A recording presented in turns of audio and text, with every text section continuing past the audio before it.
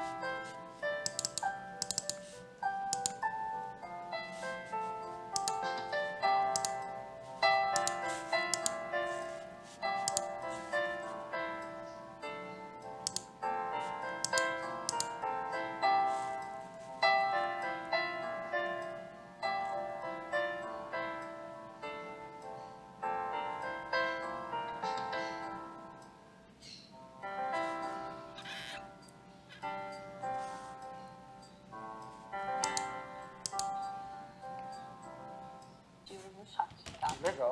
Então, professor Tiago Silva e Flávia menciona que estão usando o Google Forms e o Classroom. A professora Edna Blog, a professora Sônia está usando Teams, o professor Paulo está usando videoaulas do YouTube, Lauriberto utiliza o Google Meet e Juliana, da Fundação Casa, utiliza roteiro de atividades. Olha só, é importante também pensar nos estudantes também que não estão com acesso a tecnologias, né? Que a educação não está se dando por meios digitais. Então, esse contraponto que a gente tem que colocar. Que a avaliação ela tem que ser inclusiva também. Né? Não podemos, nesse processo, né, alunos que não estão tendo acesso. Então, muito interessante aqui a sugestão aqui também da professora Juliana, que ela colocou aqui, que é uma sugestão aí, essa questão do roteiro de atividades. É muito interessante aqui mencionar o seguinte: as interações elas só reforçam o quanto os instrumentos relacionados ao processo de aprendizagem, ou seja, esses instrumentos como ferramentas no processo de avaliação são importantes. Então, é importante também separar uma coisa da outra. Então, quando o professor utiliza o Google Classroom, por exemplo, utiliza o Microsoft Teams, né, ele está utilizando uma ferramenta. Vou exemplificar aqui. Quando, por exemplo, um aluno ele envia um resumo no e-mail, o resumo é um instrumento de avaliação e o e-mail é a ferramenta. Né? Então, nesse momento ainda que nós estamos vivenciando aí o isolamento social, em que as práticas elas passaram a ser ressignificadas e principalmente mediadas por tecnologia, é necessário nós ponderarmos sobre ferramentas e instrumentos. Então, quando se utiliza o Microsoft Teams, professora Juliette, quando se utiliza um Google Classroom, apareceu outro exemplo. O que é interessante, eu achei o roteiro de atividades, blog, Facebook, Instagram. Nossa, até Instagram estão usando. Exatamente. Por exemplo, no blog, onde os alunos participam dos fóruns, né? Então, o blog é uma ferramenta e a participação escrita, né, por meio digital do aluno, no caso é o resumo, nesse caso é um instrumento. Então, é importante separar as coisas para que fique muito mais claro o que nós estamos propondo hoje aqui, que é pensar a avaliação, mas por meio também de instrumentos e ferramentas. E aí, como tudo isso é novo, né, eu acho que cabe uma postura nossa também de reflexão sobre esses elementos na nossa prática educativa. Por quê? Nós temos que reconhecer que cada um ele tem um papel dentro da nossa prática. A gente não pode falar assim, vamos avaliar como aluno. Vamos colocar aí, manda pelo Facebook, manda pelo Instagram, faz um resumo. Não, tem que ser planejado, tem que ser pensado e ter diversas possibilidades. Por quê? Porque é perigoso nós se perdermos. Apenas cumprir protocolo que se está fazendo a avaliação. E não é isso que nós queremos, né? Por isso que tem que ter uma postura reflexiva sobre o assunto. Uma vez definido a ferramenta de tecnologia que o professor pretende utilizar, então a partir daí precisa ficar atento com o produto final que o aluno vai entregar, certo? Então, por exemplo, um vídeo que o aluno produz, tá? Quando disponível no YouTube, então o vídeo, ele, na verdade, ele cumpre o papel de instrumento de avaliação, mas no YouTube, então o YouTube é a ferramenta. É o suporte da mídia. Exatamente. Então, nesse período do uso de tecnologias, pode ocorrer, às vezes, algumas, vamos dizer assim, algumas confusões. Na verdade, está sendo feito, mas o professor ele precisa ter muito claro aquilo que ele está operando, né, para que ele possa ter um processo avaliativo, lembrando que a avaliação aqui, né, nós estamos falando do processo de aprendizagem do aluno, do estudante. Então, é importante ficar atento com essas considerações. E reconhecer as potencialidades e limitações dos instrumentos e das ferramentas, né? É fundamental isso.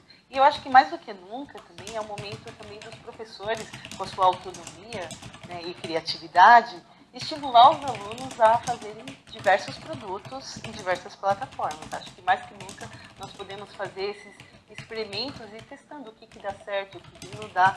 E a questão de gestão do tempo, né, a questão da gestão e a organização dessa utilização das ferramentas e dos instrumentos também, ela é uma questão central para a gente não se perder, né? Porque é bem capaz da gente falar, um aluno entrega pelo Facebook, o outro pelo WhatsApp, e aí a gente não tem organização e gestão de sala de aula em trabalho remoto. Acho que a organização, gestão de tempo e uma postura reflexiva acerca desses instrumentos e ferramentas é fundamental.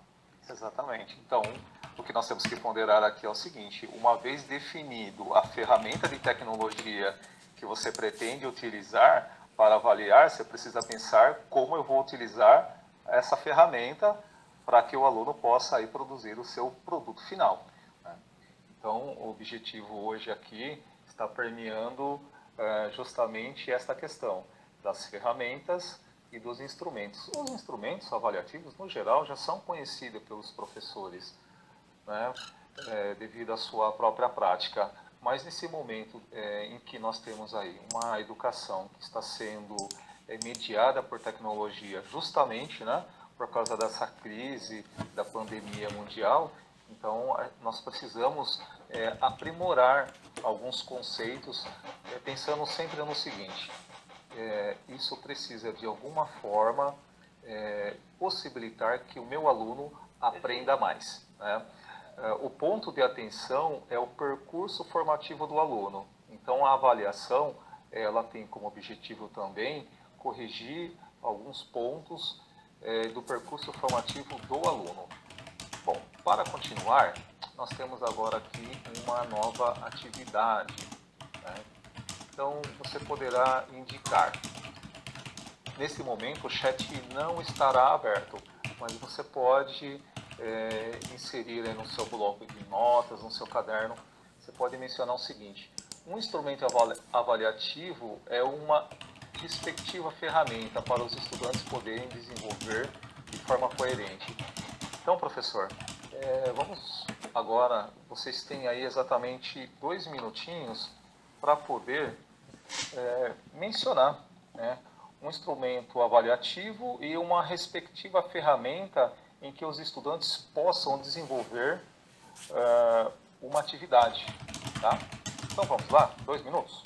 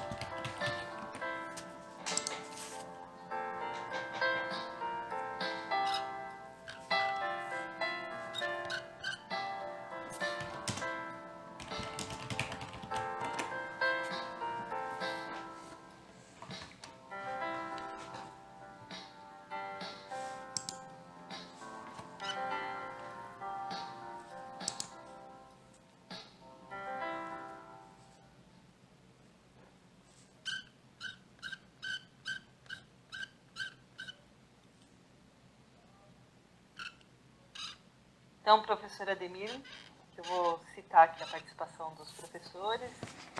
A professora Marisa menciona que utiliza como instrumento a produção textual. A professora Edna faz quiz com os alunos. O professor Wagner utiliza formulário. O professor Paulo menciona portfólio digital. A professora Ana Luísa, o Daniel indicam Google Forms. Então, há inúmeras possibilidades aí de utilização de instrumentos e plataformas, né?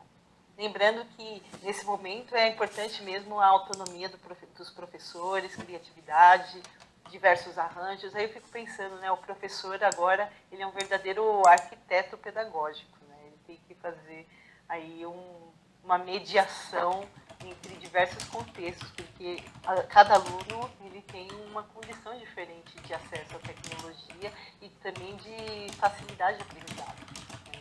É verdade. Em alguns casos, tem professores, por exemplo, utilizando 2, 3 meios de tecnologia, ou seja, ferramentas de tecnologia para poder alcançar o aluno, né? E esse aluno vai entregando as suas atividades, vai produzindo as suas atividades e disponibilizando nessas ferramentas de tecnologia. Isso é muito importante porque o objetivo é não parar, né? O processo de aprendizagem ele precisa acontecer, ele precisa ter uma continuidade. Esse é sempre o objetivo principal. O aluno precisa estar aprendendo um pouco hoje, um pouco depois, e essa aprendizagem por meio de objetivos e de intencionalidade é muito importante. Bem, nós vamos agora assistir aqui um vídeo muito importante relacionado à avaliação. Tá? Então, o vídeo é da professora Gisele, ela é especialista em psicologia do desenvolvimento. O título do vídeo é Avaliação e eu com isso. Eu convido todos vocês a assistirem esse vídeo para que depois possamos ainda realizar mais algumas atividades. Vamos assistir então? Essa sensação, né, de você ser avaliado, parecia que alguém dizia assim para você: eu vou te avaliar. Ou seja, eu vou te colocar à prova de. Eu vou avaliar aquilo que você não sabe, aquilo que você não aprendeu. E aí você dizia assim: nossa, vai cair na prova exatamente aquilo que não deu tempo de estudar. E é dessa sensação, já que nós estamos falando de avaliação e de vida, que a pergunta que eu tenho a lhes fazer: avaliação, e eu com isso? Será que eu estou reproduzindo hoje, dentro da minha sala de aula, dentro do meu cotidiano de trabalho com os alunos, esta sensação que foi minha um dia e que foi péssima? Como será que eu vejo essa avaliação? Eu avalio o aluno? Será que em algum momento eu estou avaliando o meu trabalho, avaliando o meu planejamento? Essa avaliação que é uma mão de ida e uma mão de volta, ela tem feito esse papel no meu trabalho cotidiano dentro da sala de aula, dentro do processo ensino e aprendizagem? E aí é que nós vamos retratar o que de fato nós vamos fazer com essa avaliação.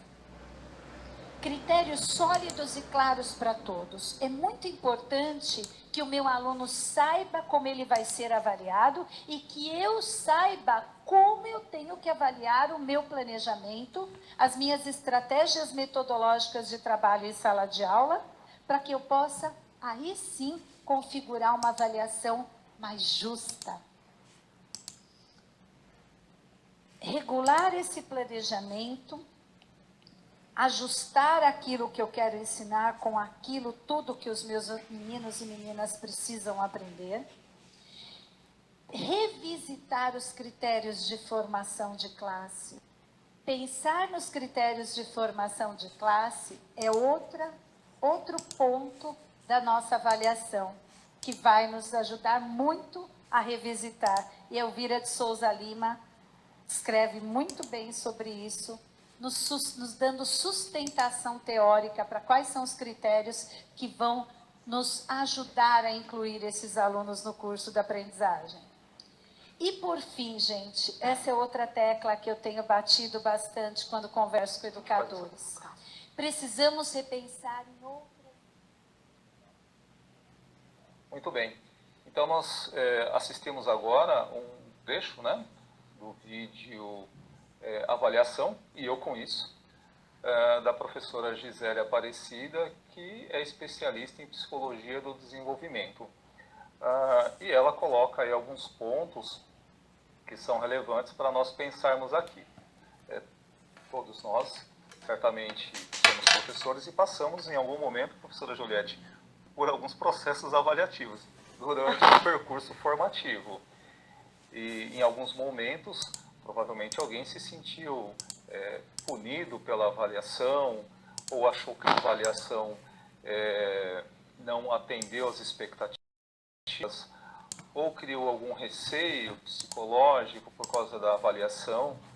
O fato tem um educador brasileiro que ele menciona um tipo de avaliação baseado na cidadania, que é aquele tipo de avaliação, professora Juliette, que o aluno, ele participa, ele elabora juntamente com o seu professor. Então, nesse sentido, a avaliação, ela é cidadã, ela é inclusiva, né? Ela é participativa. E aí, partindo desse pressuposto, o aluno se vendo inserido nesse processo, aqueles receios, aqueles medos, eles são diluídos, eles são dissolvidos. E a relação entre professor e aluno até melhora. Então, esses pontos que a professora Gisele, por exemplo, chamou a atenção, faz com que nós venhamos pensar, refletir se minha forma, né? Ou seja, se a minha prática pedagógica em propor avaliação de fato está sendo eficaz, se de fato faz um sentido também, porque também a avaliação ela serve para avaliar o meu planejamento, ou seja, aquilo que eu pensei no início do ano. Então, eu estruturei o planejamento, eu pensei nos temas, eu pensei nos conteúdos, eu pensei nas habilidades, quero trabalhar com aqueles alunos, eu quero que aquelas habilidades se desenvolvam no percurso formativo, né? Se tudo isso ocorre, né, durante o período estipulado, ou seja, se uma avaliação é semestral, então o período previsto é um semestre, ou se o planejamento ele é bimestral, então o período previsto é um bimestre, ou seja, naquele período em que eu elenquei os principais temas, o conteúdo e principalmente as habilidades que eu quero trabalhar, se a minha intencionalidade ela está sendo eficaz. Porque se a minha intencionalidade e se o processo de aprendizagem do aluno se realizam de uma forma consolidada, coerente, na avaliação, né, no momento em que o aluno for avaliado e o seu processo de aprendizagem, não ocorrerá nenhum, por exemplo, nenhum susto, né, não vai ocorrer nenhum tipo de dissonância daquilo que foi proposto no planejamento. Então, o que você falou é importante. A avaliação ela não avalia o indivíduo, ela avalia um complexo bem amplo, amplas dimensões. A relação professor, o espaço, a instituição, ela avalia todo como um conjunto. Né? E nesse contexto agora que nós estamos de trabalho remoto, a avaliação, o cuidado tem que ser redobrado. Por quê? Porque, como a professora disse, a avaliação ela sempre tem esse caráter punitivo, esse caráter negativo e de chantagem. Olha, se você não fazer, você não vai ganhar nota. Né? E o que isso pode acontecer agora? Pode acontecer evasão. A gente está num contexto de vulnerabilidade, onde muitos alunos podem evadir da escola. Então, a avaliação, nesse momento, ela tem que ser, de certa forma, se é que pode-se falar assim, mas prazerosa. Por que não avaliar com aquilo que com instrumentos que os alunos gostam? Né? Por exemplo, poesia, poema, rap, pintura, essas habilidades. Porque a gente tem que pensar que o estudante também ele está num contexto de vulnerabilidade. Muitos deles. O pai e a mãe talvez perderam renda e ele tem que se desdobrar em casa com o trabalho, né? Então tendo menos tempo para estudo. Então, buscar atividades prazerosas na avaliação nesse contexto, eu acho que é muito válido a gente pensar e recriar por esse caminho, né? Até para conter aí. E aí, só mais uma coisa, outro ponto que você falou que é importante é a questão do dialógico. Essa postura dialógica professor e aluno, ela é essencial para buscar o engajamento que a gente tanto fala aqui, né? Que tem que engajar o aluno e que ele exerça aí o protagonismo e autoria na sua vida pessoal e coletiva, como diz aí a competência número 5. Exatamente. A ideia, por exemplo, de ser avaliado, no caso, o aluno sendo avaliado, ele não necessariamente ele precisa criar aquela imagem do professor. O professor, naquele dia, ele tem uma outra postura, ele deixa de ser a mesma pessoa que atuava ali em sala de aula, porque naquele dia ele não pode conversar, ele não pode falar, né? E mantém, então, uma relação de distanciamento. Está aí a folha para ser preenchida, as atividades para ser feitas, ser realizada. Então, a avaliação é muito mais do que isso, né? E essa questão que você mencionou, a avaliação punitiva. Então, a avaliação não é eu, professor, e ele, né, o estudante.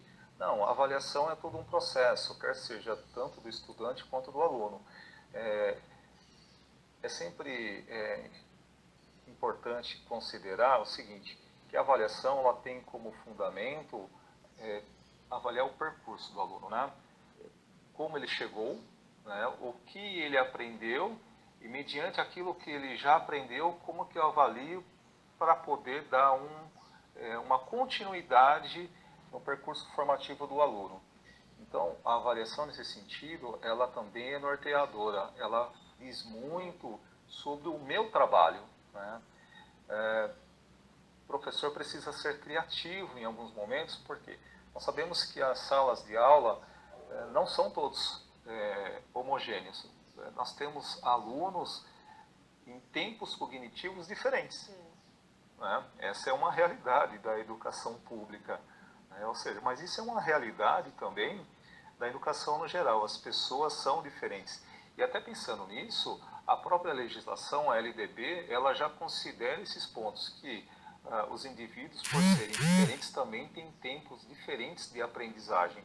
Então, é importante, né, mensurar essa questão no processo avaliativo, que o meu aluno, meu estudante, ele tem um tempo de aprendizagem diferente do outro. E aí, então, portanto, encontrar meios para que essa avaliação ela possa ocorrer avaliando de forma o processo e não o estudante, porque senão a avaliação ela se torna um produto moral, né? Ou seja, eu estou avaliando a pessoa e não a aprendizagem. Bem, nós temos aqui algumas considerações que nós queremos propor ainda para continuarmos aqui a reflexão, tá? São algumas ponderações baseadas no autor Lucchesi e que são para nós pensarmos aqui. Então, entre elas, Lucchesi propõe 3 passos, né? O primeiro passo, saber o nível atual de desempenho do aluno, etapa também conhecida como diagnóstico. Então, o que é uma avaliação diagnóstica?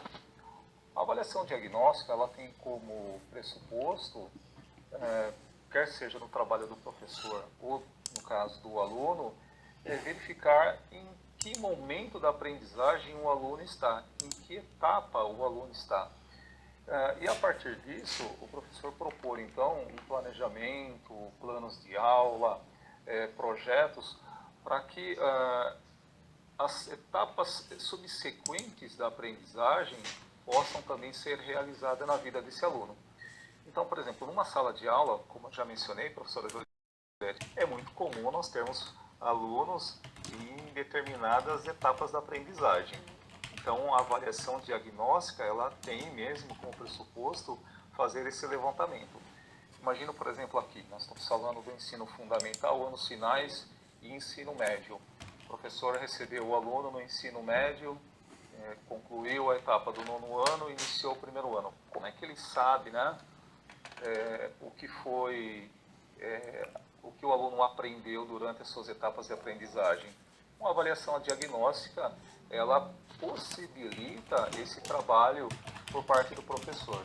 E a partir daí, então, pensar em atividades e práticas pedagógicas criativas para que, durante o processo, né, de aprendizagem, ele consiga consolidar determinadas habilidades e, uma vez cumprida essa etapa, ele vai dando continuidade nas etapas subsequentes. Isso, por esse caminho mesmo. Nós temos ainda a segunda etapa. A segunda etapa é comparar essa informação com aquilo que é necessário ensinar no processo educativo. Então, aqui o professor vai exercer o que a professora chegou a mencionar de postura investigativa. Aqui o professor ele vai ser produtor do conhecimento sobre o processo de ensino. Então, é uma atividade mais epistemológica. Então, aí, a partir dessa, ele pega os dados, analisa os dados, faz esse exercício de analisar, refletir de forma crítica, e, a partir disso, ele vai poder fazer aí o planejamento, que aí é a próxima etapa. A próxima etapa, então, é tomar decisões que possibilitem atingir os resultados esperados, planejar atividades, sequências didáticas ou projetos de ensino, com os respectivos instrumentos avaliativos para cada etapa. Então, isso só é possível com os dados da avaliação, o exercício epistemológico e aí vem o planejamento. Exatamente. A terceira etapa é uma etapa fundamental com o seu próprio trabalho, né? Então, tomar decisões que possibilitem você atingir os esperados significa, em alguns momentos, voltar ao planejamento. Então, vamos imaginar aqui uma situação em que, no início do ano, o professor separou lá o conteúdo, estabelecer as habilidades que vão ser trabalhadas com o aluno em um determinado período, né, e as suas intenções é que aquelas habilidades elas possam ser desenvolvidas, ou seja, o aluno precisa aprender, né? Mas vamos pensar aqui que no percurso formativo, aquelas habilidades elas não foram plenamente desenvolvidas. Então é um momento do exercício crítico, aonde se retorna lá no planejamento e observa e faz os ajustes necessários também. Então, planejar atividades, sequências didáticas e projetos de ensino com os respectivos instrumentos avaliativos para cada etapa. Então, nesse momento, o professor também avalia o seu próprio trabalho, né, de uma forma crítica, de uma forma criativa, para que também possa depois propor, no processo de ensino-aprendizagem, novas formas de avaliação que possam nortear melhor o seu próprio trabalho. Então, nesse sentido, o Lucchesi traz uma contribuição fundamental. Ele está pensando em diagnóstico, ele está pensando num trabalho investigativo do professor, ele também está pensando depois na possibilidade de replanejar, de reavaliar, né?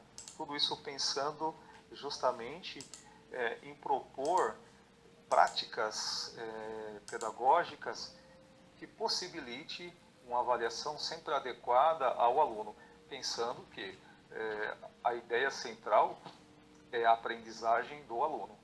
Também é bom colocar, também trazer esse aluno para se autoavaliar, por que não? Né? Na verdade, ele é o protagonista do seu processo de ensino e aprendizagem. Aí, retomando de novo o que a professora Gisele Leal disse, ela disse que os critérios de avaliação têm que ser claros. Né? Não é intuitivo, vou avaliar isso e pronto. Não, tem que ser bem claro. E tem que ser bem claro para o estudante. Esse é o compromisso que nós temos com os estudantes. Tá, eu vou pôr o instrumento, colocar o instrumento. Mas o que você vai estar sendo avaliado? Você tem que falar para o aluno, né? Ou seja, qualquer instrumento. Então, você trazer o aluno para esse processo, eu acho que aí possibilita também um engajamento, né? E aí o professor age como mediador também de forma mais satisfatória. Exatamente. Pensando, por exemplo, que nós estamos aí num período onde as ferramentas de tecnologia elas estão sendo cada vez mais utilizadas, vamos supor que um professor proponha como ferramenta tecnológica o Facebook. Né? E a gente sabe que o Facebook é uma rede social, em alguns momentos a rede social até é aberta, embora é possível, por exemplo, dentro dessa rede social, criar uma página onde só aqueles alunos acessem, portanto se forma uma comunidade virtual. Então, o professor pode pensar também como uma característica de avaliação e aí, construída juntamente com o aluno, criar algumas regras de como acessar aquela página e de como inserir o conteúdo, ou seja, o produto final do aluno, pensando principalmente numa questão fundamental, né? Que os critérios fiquem claros desde o início. Eu acho que é importante quando uma pessoa sabe exatamente como ela será avaliada. E isso faz parte de uma questão que nós chamamos de ética. É importante para qualquer estudante de qualquer etapa do ensino, quer seja lá do ensino básico, quer seja dos anos finais, né? Quer seja lá na graduação, quando a pessoa sabe exatamente como ela será avaliada, isso traz segurança. Né? Então, aquele sentido punitivo, ele vai deixando de existir. Então, quando, e principalmente o aluno, ele participa desse processo de construção da sua própria avaliação, isso vai ficando cada vez mais claro para quem é avaliado, se torna um trabalho criativo por parte de quem está propondo a avaliação, né? E os resultados eles podem sempre ser repensados por ambos, tanto por aquele que foi avaliado, ou seja, o estudante, e para aquele que é o professor. Porque é um processo, a avaliação é um processo contínuo, né? Ou seja, a avaliação ela perpassa toda a vida do ser humano. A todo momento nós somos avaliados. Nesse exato momento, você que está nos assistindo pelo Centro de Mídias também está avaliando aquilo que nós estamos aqui propondo como pauta formativa. E isso faz parte da atividade do ser humano. O que não pode ocorrer seria, no caso, uma forma de avaliação moral, né? Avaliar a pessoa. O que não é ideal é que se avalie a pessoa e sempre se avalie o processo de aprendizagem e mediante os resultados, né, conforme o terceiro passo, aí o professor possa então novamente pensar em planejar, pensar em máquicas, pensar em projetos. Bem, nós temos um desafio agora, professora Juliette. Vamos lá. Então, compartilhe quais ações você pretende mobilizar para avaliar os estudantes no contexto de aulas mediadas por tecnologia. Então, temos aí no chat 10 minutos para vocês compartilhar. É muito importante vocês colocarem, porque às vezes um professor não teve a ideia e vê a ideia do outro, acaba sendo até inspirador. Então, por favor, participem, coloquem aí quais ações. Não existe certo e errado, tá? Existem diversas possibilidades, tá? Então, explorem isso e vamos lá, então, aos 10 minutos. Exatamente. Envie aí a sua participação, interaja conosco, pensando sempre nesse sentido, tá? Da ferramenta de tecnologia e do instrumento de avaliação.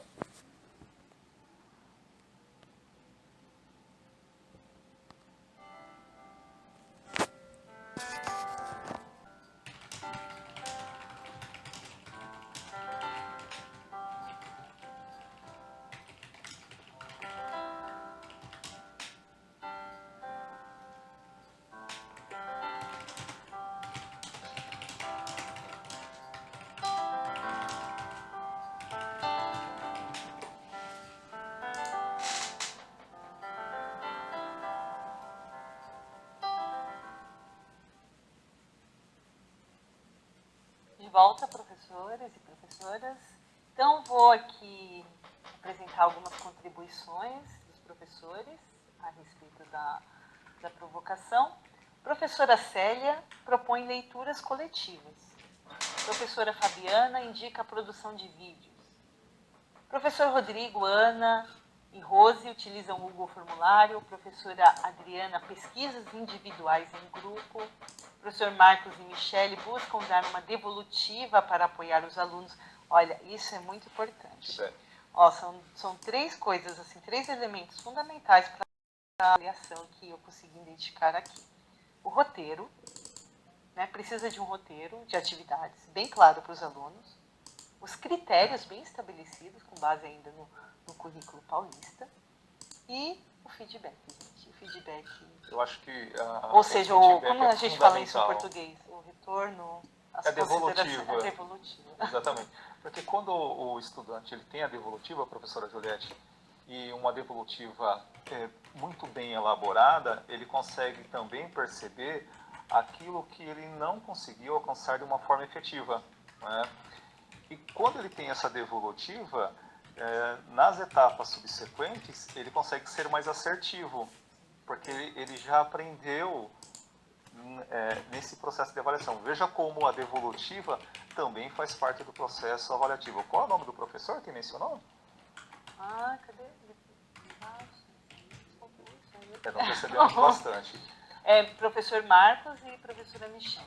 Muito bem, parabéns, excelente dica. Aliás, estamos recebendo sempre aqui grandes dicas por parte de vocês, mas a devolutiva é fundamental, né? Eu acho que é justo, é um momento em que o professor consegue se aproximar muito mais do aluno, né? E ele não se apresenta de uma forma, ele como detentor do saber e o aluno apenas como aquele que está aprendendo, não. Aqui tem mais um. O professor Alex, ele utiliza fóruns de debate, o outro professor utiliza documentários e depois debate. Sabe que isso também é a questão da criticidade, reflexividade e ética, são pontos